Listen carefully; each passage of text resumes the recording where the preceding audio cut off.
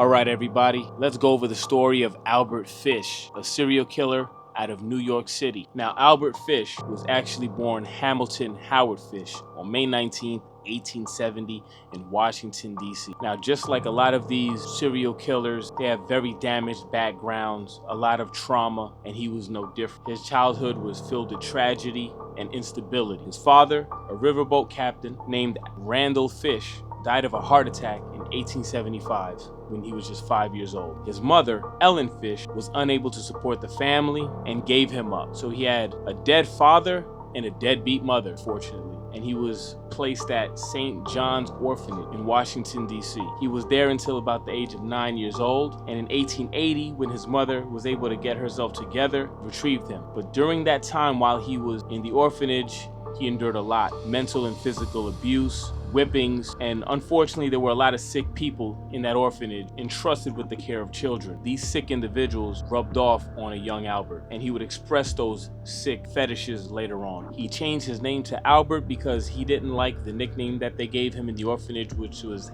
Ham and Egg. It really bothered him to the point where he changed his name to Albert. In 1890, 20 years old, Albert found his way in New York City, and this is a very different New York City than you know today, with all the glitz and glam and tall building. This was a very gritty, grimy, dirty, and poor New York City. He ended up working as a house painter, an occupation that would also aid in his ability to get in and out of houses without suspicion. And him being a slim built and not a very imposing figure allowed people to bring their guard down around him, because he doesn't look like much of a threat. In 1898, he got married to Anna Mary Hoffman, where he fathered 6 children, which further presented an unassuming, non-threatening family man persona, which either consciously or unconsciously he cultivated, which would later on aid in covering up his sick fetishes. Now, his mental sickness really was something that he inflicted on himself at the beginning. He indulged in a lot of sadomasochistic rituals. He used needles, paddles with nails that he would later on describe with glee and happiness. But while he was doing that, his urges just became more drastic, and his self-inflicted harm wasn't enough anymore. And he started to turn to outside sources to get the same satisfaction. And unfortunately,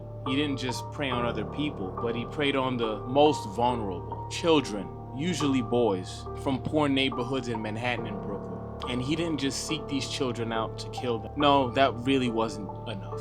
He wanted to torture, mutilate, and even eat these children. He's personally claimed dozens of victims, but there are only 3 that were confirmed: Frances McDonnell in 1924, Billy Gaffney in 1927, Grace Budd in 1928. We'll start off with Frances McDonnell. In the summer of 1924, on Staten Island, the Charleston neighborhood was pretty quiet, especially when compared to Manhattan. 10-year-old Frances McDonnell was playing on his porch on July 15th when a frail, gray-haired man approached, offering him a promise of adventure. Unfortunately for that young boy, that man was Albert Fish, who at the time was 54 years old and does not look like the menacing threat that most people would put into their head. Albert lured the young boy to a wooded area near his home, acting like he wanted to play a game of some sort. Fish, after reaching the secluded area with the young boy, assaulted him and strangled him with his bare hand. And to conceal any physical evidence, he mutilated him, stripping away flesh and leaving his remains in the woods. And his body was found days later on July 18th by a passerby. Even hardened investigators couldn't really take the crime scene. Body parts were missing, and the body showed signs of assault. Fish confessed to consuming portions of Frances's flesh. Nothing was confirmed of that, but that's what he said, and I wouldn't be surprised if it was true. On February 11th, 1927, Billy Gaffney, at 4 years old, was playing in the hallway of his apartment building, 99 15th Street, which is crazy because I grew up literally around the block from there. After he was snatched by Fish, though the whole neighborhood turned everything upside down looking for the young boy and could not find him, not a trace. No one knew anything that happened to Billy, unfortunately, until Albert confessed what he did to this young man. During his confession, Fish recounted everything that happened that day, where he lured Billy into an abandoned house, where he bound and gagged him, and this is where he enacted his sick desires. He tortured him, whipping him with a 9 tails whip.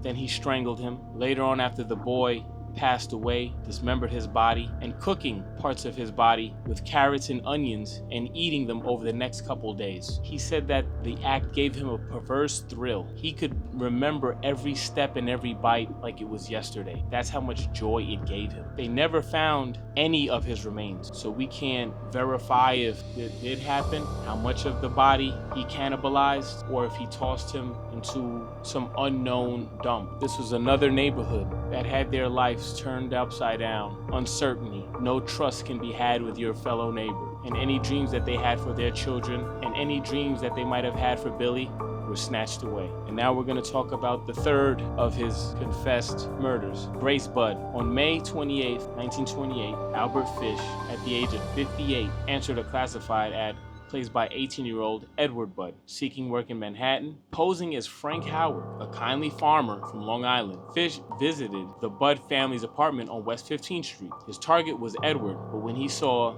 10-year-old Grace, a bright-eyed young little girl with a trusting smile, his attention shifted over to her. He concocted a lie about his niece having a birthday party in Upper Manhattan and was able to talk Grace's parents into letting her go with him. But instead of a party, Fish took Grace to an abandoned house called Wisteria Cottage in Worthington, Westchester, just outside of New York City, where he brought her to an upstairs room where, just like previous victims, he strangled her. He then dismembered her and actually taking her body parts back to his Manhattan boarding house to cook and consume over the next week and a half. During his confession, he described wrapping her remains in paper and burning what he didn't eat, scattering the rest to avoid detection. And obviously her family was absolutely devastated with her disappearance. But just like most families in this position, they try to seem optimistic and hope that one day that their child will turn up happy and healthy. They didn't know what happened to her until the next part of this story. Now let's talk about how Fish was captured. In November 1934, he mailed a letter to Delia Budd, which was Grace's mother, actually gloating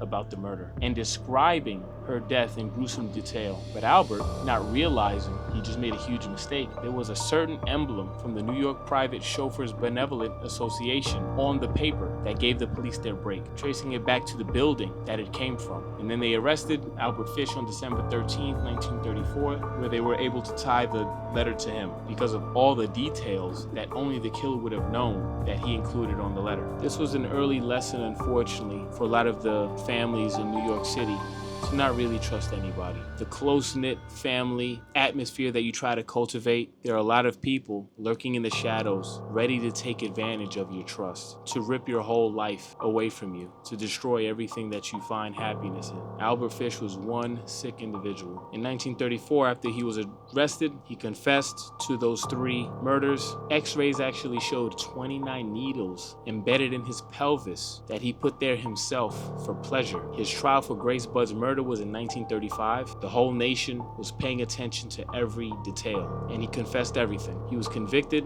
and sentenced to death, and he was executed on January 16th, 1936 in Sing Sing prison. So he did meet a gruesome death, and deservedly so, but unfortunately for those families, their child will never come back. That was a story from one of the first serial killers in New York history.